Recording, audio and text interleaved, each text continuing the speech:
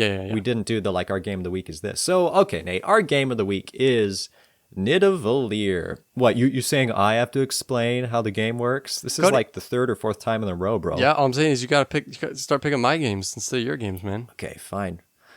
Well, wait, did I pick this one? We picked these so long ago. Who even knows anymore? It's been on the schedule for a long time. We'll agree, whatever the next game is, if it's one that only I know better, we'll switch it to something that you know the best. Bueno. And you can explain it. Bueno. All right.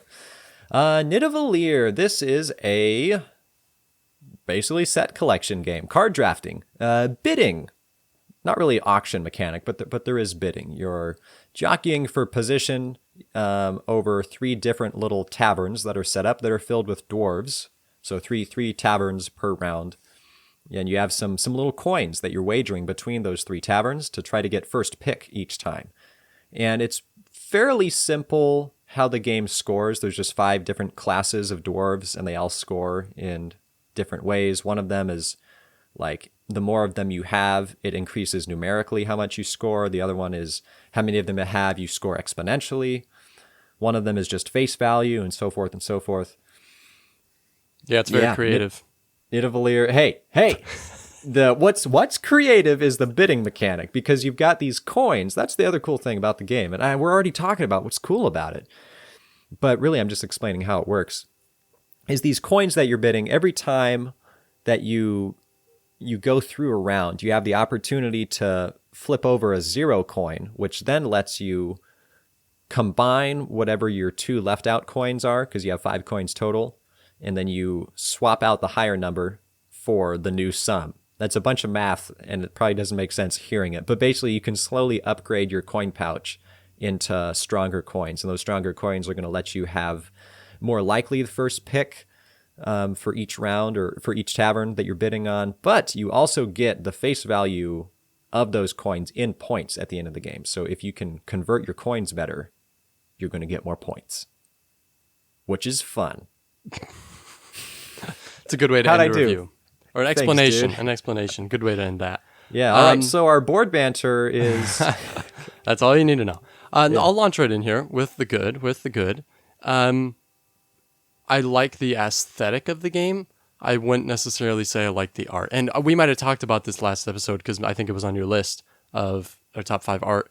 But the aesthetic is cool. It's black and white, and then you have the other colors that pop a little bit because the rest of the game is black and white.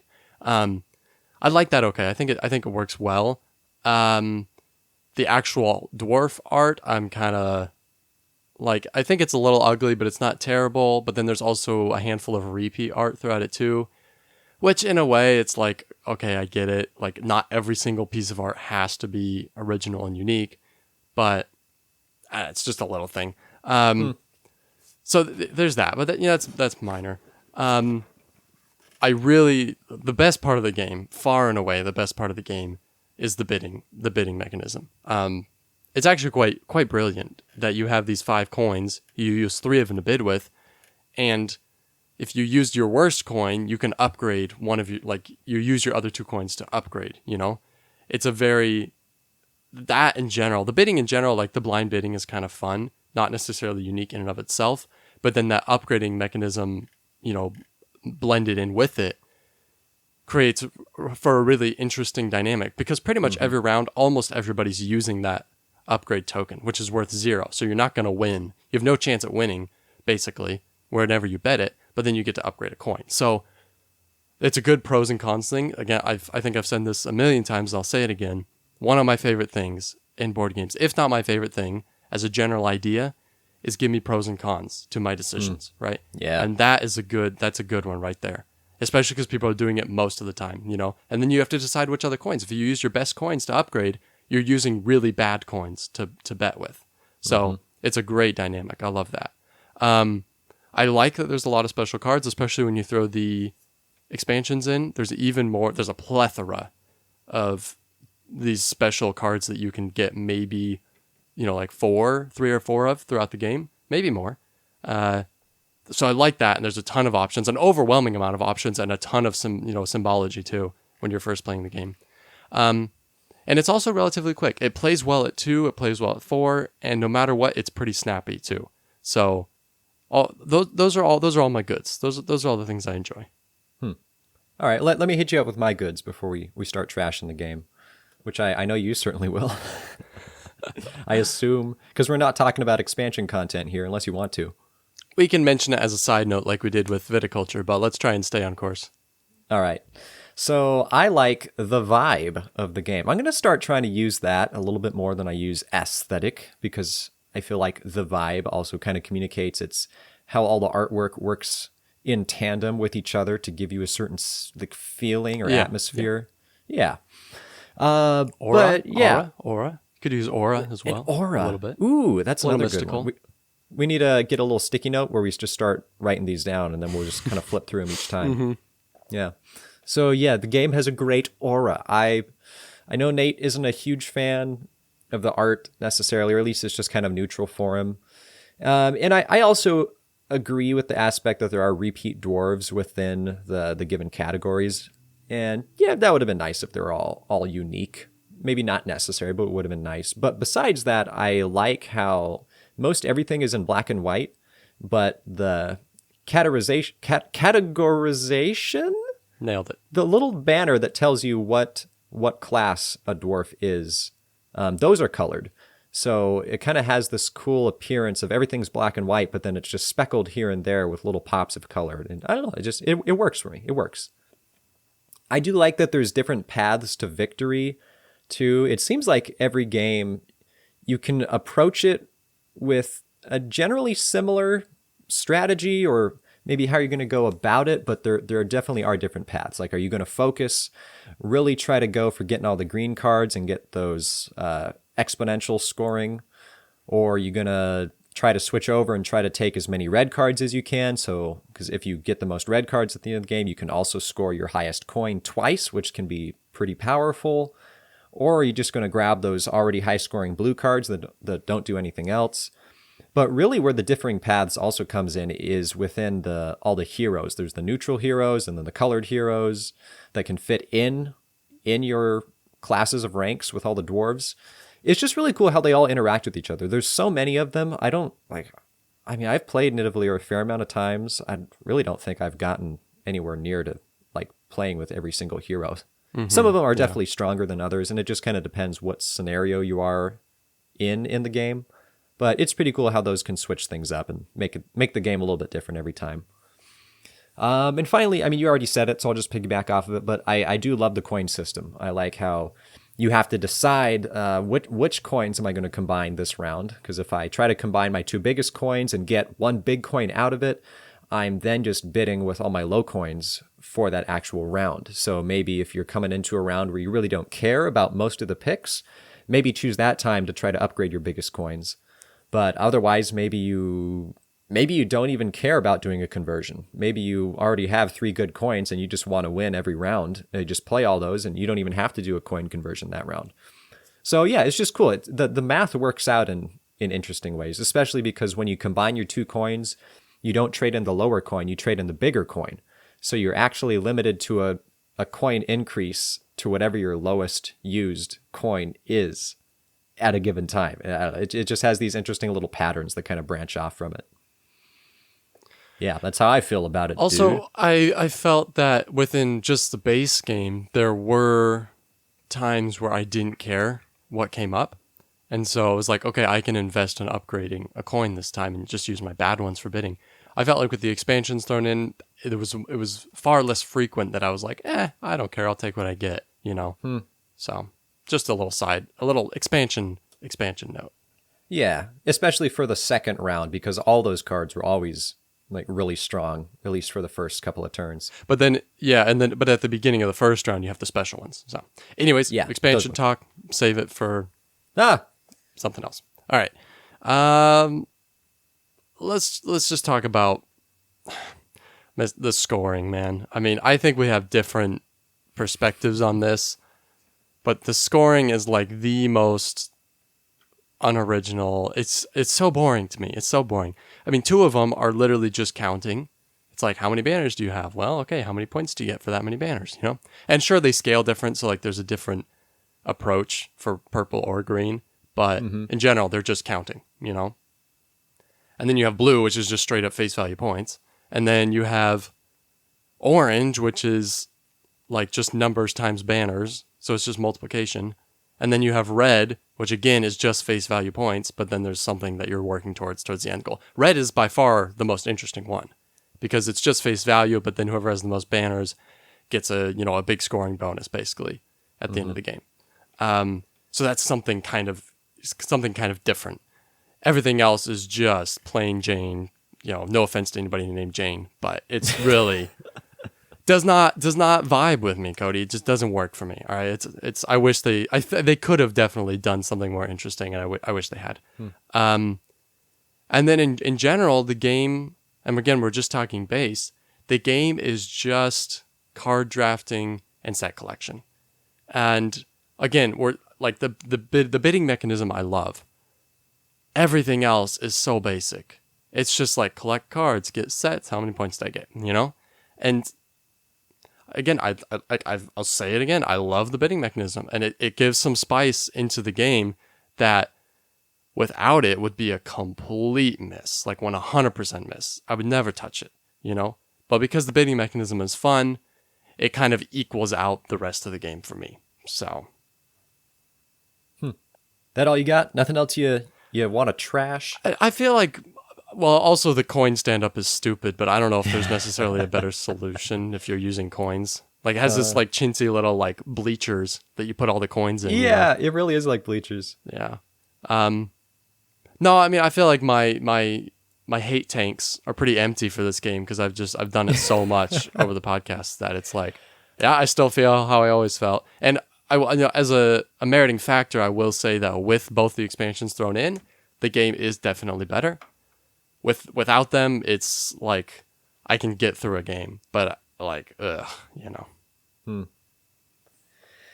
Yeah, for me, the scoring mechanism, that doesn't really bother me that much. I agree that it's not particularly ingenious, I suppose, at least for each specific class for how they score, because I know there's a lot of set collection games and they can score kind of similarly. But the thing is, even if how they individually score is simple, the scenario is never simple. That's what is the puzzle to me. It's like, okay, especially early in the game when you don't really know how it's going to end up. Like, okay, I could take this red card. I'd really rather try working towards getting a bunch of green as much as possible. But there is that first era like evaluation that if I get more red, then I could get this extra little thing. And it's actually it's the case for that for each individual class of dwarf. But then beyond that, as you're getting kind of to the mid game and then towards the end of the game, you're really coming down to trying to run the numbers of like, oh, dang, okay, so I could take one more purple, or, oh, I could really hope and wait for that yellow to come in, or, actually, that's the other thing I just forgot. This is just another like. It's not just even about individually scoring dwarves. It's once you get a complete set of 5 different colors, that's how you are able to draft the heroes. So it adds this additional layer to it where you're not just concerned about the individual scoring. You're also trying to diversify and get equal amounts of everything. So you have to decide where to min-max. And Roy Kennedy would love it because of that. I'm sure he's already played it, and he loves min-maxing things. I think Roy, let me know in the comments how you feel about this. I mean, I think that's fair. And it is a good dynamic of wanting to invest in certain things, but having to also have a broader perspective and be collecting everything. Part of me wants to try to only invest in like 2 columns and see so not trying to get any of the special cards by collecting sets of 5 and just focus on like 2 columns and see how it goes. My guess is that I'd get blown away and I would never try it again, but I could be wrong. You never know. I mean, worth the try. Like if you could play multiple of these games back to back, maybe without the expansions, I'd probably die. Really I'd just actually go extends die. the game. That's so sad. Well, here, I'll heap coals onto this fire of death, of shame, for the dislikes of the game. Which, for a game that is pretty high up there for me, like, I want to say Nidavellir is like in my top 20, my top hundo list, which I know Nate would scoff with disbelief and aghastness. Yeah, give me another scoff. That was okay. You can work on that. For it being so high, I do have a couple complaints about it. I really dislike, you called it the coin stand. I think it's the treasury is what it is. The little bleacher setup it's not just the bleacher setup, it's that it's constantly falling apart. Like it sort of clips together, but nothing actually sticks. So if you kind of pick it up and move it, like the bottom stand starts sliding out. Well, you could glue it. Nobody's stopping you. Yeah, I guess that's true. You don't have to disassemble it to store it. But the whole thing is still so flimsy. Like when I'm putting it away and I'm storing the game, I'm like taking care to not stack any cards on top of the thing. Do you store that game sideways or do you store it horizontal? Because I would be the one, like I store all my games vertical, try to anyways. Yeah. And I know if I owned that game, I would put everything in and I would go and I would put it in vertical and I would accidentally put it with the bleachers like on the bottom and I would just hear this like crunch and everything would just smash it. I just know that would happen. Dude. Here's the thing. I think I do store it vertically, but I haven't experienced the crunch yet. Maybe I just do it perfectly every time. I'm sure you do. So yeah, the treasury, I mean, yeah, it's a good point. I don't know how else you really would do it, but I wish there was some other innovative way to display all the coins. Because it's kind of annoying to set it up every time too. You have to separate, there's like 2 or 3 copies of every upgrade coin that you can acquire. And you have to go through Castles of Burgundy style and like put each one down. So yeah, there's that. The other thing is the game doesn't actually scale incredibly well for more players. I know some games, obviously, you're going to score more or less points depending on if you have more or less players. But this game, it's not just that you score less points at the end of the game when you're playing with more players, just due to the competition, but the deck stays the same size. So you play with all the cards in the deck, whether you're playing with 2 players or whether you're playing with 4 players.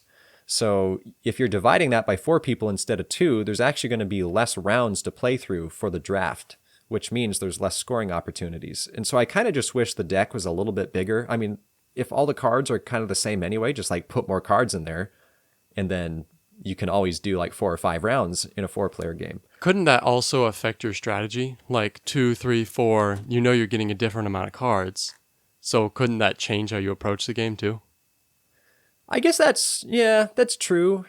But I'm the kind of guy that I love the solo aspect of games. I don't like solo games, but I like doing my own thing in games to where I'm always trying to get a PR. Like I want a personal record. So because of that, yeah, it would be a bit of a different challenge or a different puzzle just winning, but I still want a big score. You just have PRs for different player counts, and 2 is, always going to be the highest.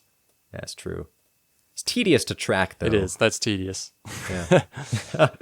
And finally, my dislike is for the hero stands, the little plastic card stands that you put all the heroes on. For one, you have to line them all up nice and perfectly. But as soon as you reach over the table, like maybe you're reaching over the table just to grab one of the coins off the treasury, and then you accidentally barely tap one of the heroes and it knocks over the entire stand and sends them all flying. The thing is, like, they didn't have to include those. You could just lay them out on the table, right? So like they chose to include something to try and make it easier to see the cards. Any other game would have just said lay them all out on the table flat, right? So yeah, I guess it makes it easier for people to see, unless they're oriented a certain way, and then everyone who's behind the cards can't see them at all. So yep. I don't know. All right. All that to say, there's some cons, but I still very much like this game. I think, if as a gamer you know what you like, and you like drafting and you like set collection, go for it. Why not? Just not for me. I'll just say that. I'll put it nicely. It's just not for me. So yeah. And that's cool. It's good, Nate, receiving your honest and unadulterated opinion so that all the listening hobbyists can live their best gamer lives. Listen, and hey, it's okay to like a game. All right? It's okay to like a game. Even if one or both of us doesn't like it, like, it's just an opinion, If you like Era of Kingdoms, go play Era of Kingdoms. If you like Anno 1800, please, by all means, play it. Like, just because one or both of us doesn't like it should have really no impact on whether or not somebody else likes it. So yeah, I mean, there's a caveat. Like, if we're all at a board game convention and you see us and you come over and you try to start playing Era of Kingdoms with us, like, you're gonna get slapped. That's all. That's just not gonna work. Yeah, you get out of there.